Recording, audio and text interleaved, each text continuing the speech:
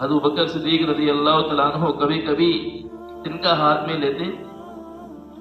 اور فرماتے تھے کہ کاش میں یہ تنکا ہوتا، یہ قیامت کے دن حساب کتاب تو نہ ہوتا۔ کبھی کسی جانور کو بیٹھا ہوا دیکھتے تو لمبی سانس لیتے ہوئے فرماتے کاش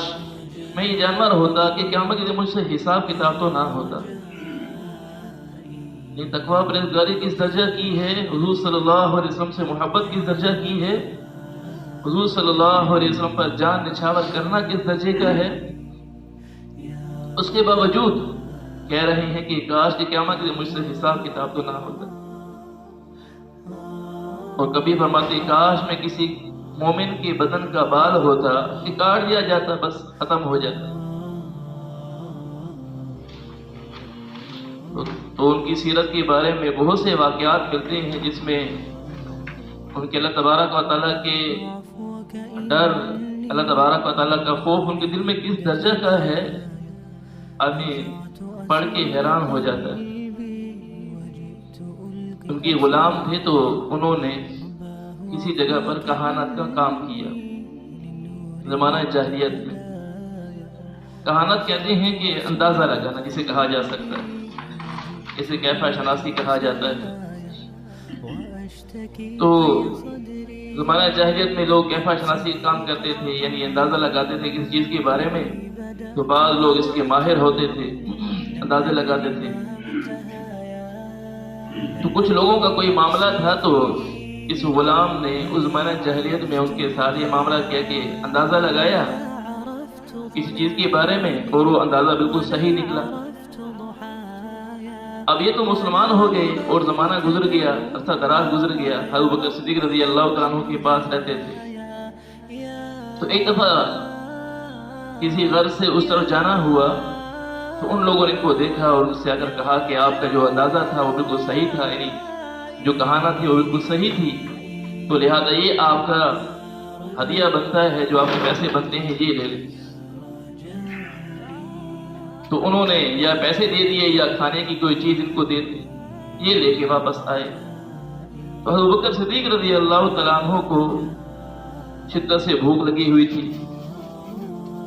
تو انہوں نے ان سے پوچھا کہ کوئی کھانے کی چیز ہے، تو انہوں نے وہ سامنے پیش کر دی۔ حضرت بکر صدیق رضی اللہ تعالیٰ عنہ نے وہ لقمہ کھا لیا۔ تو اس غلام نے کہا کہ آپ کی ہمیشہ عادت یہی رہی ہے کہ آپ جب بھی کوئی چیز مجھ سے منگواتے ہیں، میں کوئی چیز پیش کرتا ہوں تو آپ اس کے بارے میں تحقیق کرتے ہیں، پوچھتے ہیں، آج آپ نے بغیر تحقیق مجھ سے لے لیا اور کھا لیا۔ تو حضرت بکر صدیق رضی اللہ تعالیٰ عنہ نے فرمایا کہ شدت بھوک کی وجہ سے میں پوچھ نہیں سکا، اب بتا دو کہ وہ کہاں سے آیا۔ تو اس نے بتایا کہ میں نے فلاں جگہ پر جو ہے وہ کہانت کا کام کیا تھا، اس کی وجہ سے ان لوگوں نے مجھے یہ چیز دی تھی۔ اب وہ چیز لینا جائز نہیں تھا، ناجائز تھا، حرام تھا۔ تو ابو بکر صدیق رضی اللہ تعالیٰ عنہ نے فرمایا کہ تو نے تو مجھے ہلاک ہی کر دیا تھا،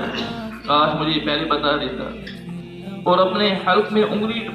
ڈال کر کہہ کرنا شروع کی، کوشش کی کہ مجھے کہہ آئے، لیکن بھوک تھی، ایک لقمہ پیٹ میں کہاں نہیں وہ نکل سکتا تھا، بہت مشکل سے پانی پی پی کر کوشش کرتے رہے، کہہ کرتے رہے، آخر اس لقمے کو نکال کر ہی بس کی۔ وہ فرمایا کہ اگر اس لقمے کو نکالنے کے لیے میری جان بھی چلی جاتی تو بھی میں دریغ نہ کرتا، تو میں اس لقمے کو نکال کر ہی رہتا۔ اللہ تبارک و تعالیٰ کا خوف اس قدر دل کے اندر ہے، تقویٰ پرہیزگاری اس درجہ کی ہے کہ میرے پیٹ میں حرام نہ جائے۔ تو اللہ تبارک و تعالیٰ کا خوف ان حضرات کے دلوں میں کوٹ کوٹ کے بھرا ہوا تھا۔ حضور صلی اللہ علیہ وسلم کی صحبت کا اثر ان حضرات کے جہاں ظاہر پہ نظر آتا تھا، وہاں باطن میں بھی ان حضرات کے دلوں میں اللہ تبارک و تعالیٰ کا خوف تھا۔ اللہ کے نبی صلی اللہ علیہ وسلم کی محبت ان کے دلوں میں اتری ہوئی تھی، حضور صلی اللہ علیہ وسلم کی سنت پہ عمل کرنے والے تھے۔ صلح حدیبیہ کے بعد حضرت ابو سفیان رضی اللہ تعالیٰ عنہ جو ابھی اس وقت اسلام نہیں لائے تھے، تو یہ حضرات حضرت بلال رضی اللہ تعالیٰ عنہ، حضرت صہیب، حضرت سلمان فارسی رضی اللہ تعالیٰ عنہما، یہ حضرات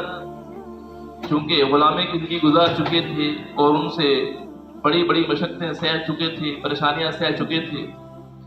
तो सुलह हुदैबिया के बाद हज़रत अबू सुफियान रज़ी अल्लाह तआला अन्हु ये सामने आए। तो हज़रत बिलाल रज़ी अल्लाह तआला अन्हु ने कहा कि आप जो है हमारे साथ सुलह हुदैबिया हुई है और अभी तक आपने हमारी तलवारों की नोकें नहीं देखी हैं, आपके साथ क्या मामला किया जाएगा अभी तक आपको ये मालूम नहीं है। इस तरह के सख्त अल्फाज कुछ बोले। हज़रत अबू बकर सिद्दीक़ रज़ी अल्लाह तआला अन्हु वहाँ मौजूद थे। हज़रत अबू बकर सिद्दीक़ रज़ी अल्लाह तआला अन्हु ने हज़रत बिलाल रज़ी अल्लाह तआला अन्हु से फरमाया कि तुम्हें कुरैश के किसी सरदार के बारे में ऐसे अल्फाज नहीं बोलने चाहिए, अगरचे वो इस्लाम नहीं लाए, ये अभी तक वो इस्लाम नहीं लाए हैं, तो लेकिन तुम्हें ऐसे अल्फाज नहीं बोलने चाहिए किसी के बारे में जो कुरैश के सरदार है। यहाँ ये बात भी याद रखें कि जो इस्लाम लेके आ गए हज़रात साहब कराम रज़ी अल्लाह ताला अन्हुम अजमाइन बने हैं, हुज़ूर सल्लल्लाहु अलैहि वसल्लम के सोबत याफ्ता बने हैं, तो इस्लाम लाने से पहले के जब उनका तज़किरा किया जाएगा तब भी उनका नाम अदब से ही लिया जाएगा। ये नहीं कि अगर उनकी इस्लाम लाने से पहले की ज़िंदगी को बयान किया जा रहा हो तो आदमी बेअदबी के अल्फाज बोलना शुरू कर दे, ये बोलना जायज़ नहीं है। अब आप अंदाज़ा लगाइए कि इस्लाम से पहले की ज़िंदगी को जब बयान किया जा रहा हो तो तब भी उनके लिए बेअदबी के अल्फाज बोलना जायज़ नहीं है, तो इस्लाम लाने के बाद के बारे में उनके बारे में कोई बेअदबी के लफ्ज़ बोले तो ये कहाँ मुनासिब। तो हज़रत अबू बकर सिद्दीक़ रज़ी अल्लाह तआला अन्हु ने हज़रत बिलाल रज़ी अल्लाह तआला अन्हु से कहा कि आप जो है ऐसे अल्फाज नहीं बोलने चाहिए। जब हज़रत अबू बकर सिद्दीक़ रज़ी अल्लाह तआला अन्हु हुज़ूर सल्लल्लाहु अलैहि वसल्लम की खिदमत में हाजिर हुए, हुज़ूर सल्लल्लाहु अलैहि वसल्लम को ये बात मालूम हुई कि हज़रत अबू बकर सिद्दीक़ रज़ी अल्लाह तआला अन्हु ने हज़रत बिलाल रज़ी अल्लाह तआला अन्हु, हज़रत सुहैब रज़ी अल्लाह तआला अन्हु, हज़रत सलमान फारसी रज़ी अल्लाह तआला अन्हु इनके बारे में ये अल्फाज बोले हैं कि आपको ऐसे अल्फाज नहीं बोलने चाहिए थे। हुज़ूर सल्लल्लाहु अलैहि वसल्लम ने इरशाद फरमाया कि अगर वो तीनों सहाबा वो तुमसे नाराज हो गए इस बात की वजह से जो तुमने उनको कहा है, तो अल्लाह तबारक व तआला तुमसे नाराज हो जाएंगे। जो तुमने उन्हें अल्फाज बोले हैं, अगर ये अल्फाज उन्हें बुरे लगे हैं, इन अल्फाज की वजह से वो तुमसे नाराज हो गए, तो अल्लाह तबारक व तआला भी तुमसे नाराज हो जाएंगे, लिहाजा जाओ और जाकर उनसे माफी मांग लो। अब किस दर्जे के सहाबी हैं और अल्फाज क्या बोले हैं, कोई ऐसे अल्फाज भी नहीं बोले हैं कि जो हमारे यहाँ उर्फ में किसी को बेअदबी शुमार किया जाता हो इन अल्फाज को, लेकिन उसके बावजूद हुज़ूर सल्लल्लाहु अलैहि वसल्लम हज़रत अबू बकर सिद्दीक़ रज़ी अल्लाह तआला अन्हु को भेज रहे हैं कि जाकर आप उनसे माफी मांगिए। हज़रत अबू बकर सिद्दीक़ रज़ी अल्लाह तआला अन्हु आते हैं और आके इन हज़रात से कहते हैं कि मैंने जो अल्फाज आपको बोले थे मुमकिन है वो आपको बुरे लगे हो, मैं आपसे मदद चाहने के लिए आया, आप मुझे माफ कर दीजिए। हज़रत बिलाल रज़ी अल्लाह तआला अन्हु, हज़रत सुहैब रज़ी अल्लाह तआला अन्हु, हज़रत सलमान फारसी रज़ी अल्लाह तआला अन्हु ये हज़रत कहने लगे कि आप तो हमारे सरदार हैं, आप तो हमारे सरदार हैं, आपकी कोई बात हमें बुरी कैसे लग सकती है, आपकी कोई बात हमें बुरी कैसे लग सकती है। वो भी जानते हैं, हज़रत अबू बकर सिद्दीक़ रज़ी अल्लाह तआला अन्हु के रुतबे को जानते हैं कि हुज़ूर सल्लल्लाहु अलैहि वसल्लम के साथ किस दर्जे का ताल्लुक है, लेकिन उसके बावजूद ये माफी मांग रहे हैं। तो क्या कह रहे हैं कि जी आप तो हमारे सरदार हैं, आपकी कोई बात हमें बुरी कैसे लग सकती है। तो हज़रत अबू बकर सिद्दीक़ रज़ी अल्लाह तआला अन्हु ने फरमाया कि नहीं, तुम अपनी जुबान से ये कहो कि हमने तुम्हें माफ कर दिया, तुम अपनी जुबान से ये कहो कि हमने तुम्हें माफ कर दिया,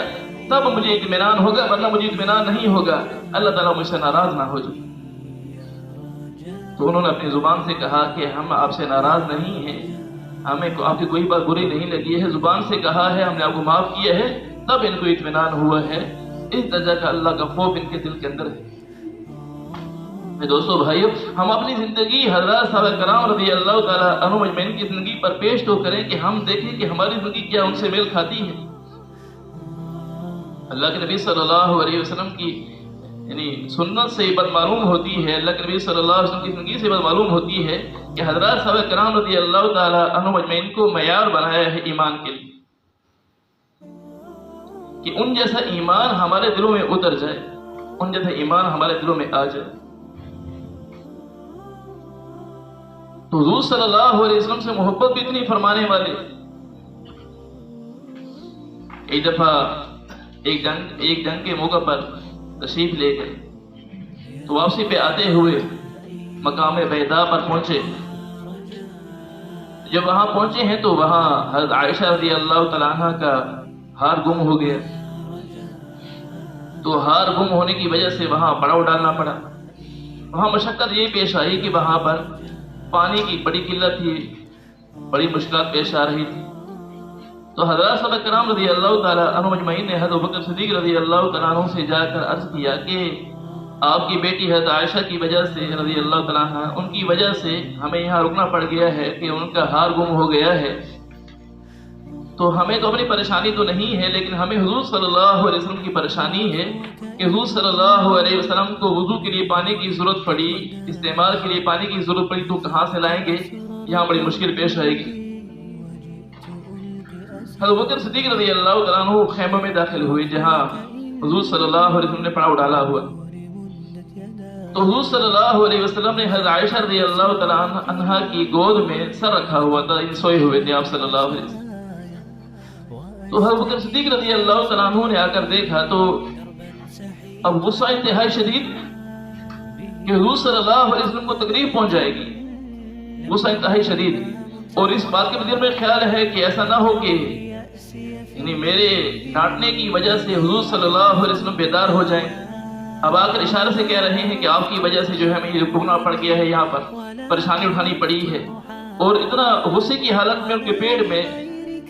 ہاتھ مار رہے, لیکن اتنا زور سے نہیں مار رہے تھے کہ جس کی وجہ سے حضور صلی اللہ علیہ وسلم بیدار ہو جاتے.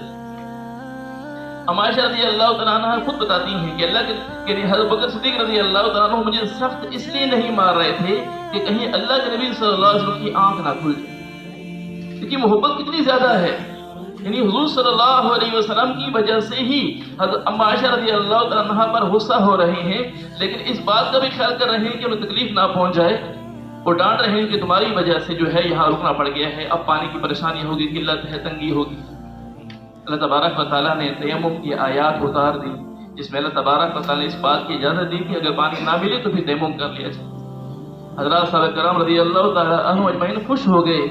اور آ کر عرض کرنے لگے کہ آپ کے خاندان کی وجہ سے یہ پہلی خیر نہیں پہنچی ہے, بلکہ پہلی بھی بہت سی خیریں آپ کے خاندان کی وجہ سے پہنچ چکی ہیں. آج بھی آپ کی وجہ سے یہ بڑی خیر پہنچی ہے کہ اللہ تبارک و تعالیٰ نے تیمم کی اجازت دی ہے, تیمم کا حکم دے دیا. حضور صلی اللہ علیہ وسلم سے محبت کس درجے کی ہے آپ اس واقعے سے اندازہ لگا سکتے.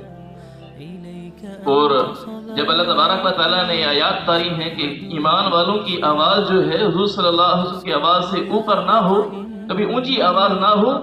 تو حضرت ابوبکر صدیق رضی اللہ تعالیٰ عنہ نے اس کے بعد سرگوشی کے علاوہ اللہ کے نبی صلی اللہ علیہ وسلم سے اونچی آواز میں بات نہیں کی. جب بھی بات کرتے انتہائی سرگوشی میں آ کر کرتے تھے کہ حضور صلی اللہ علیہ وسلم کی آواز سے میری آواز اونچی نہ ہو جائے. ہم بھی اپنے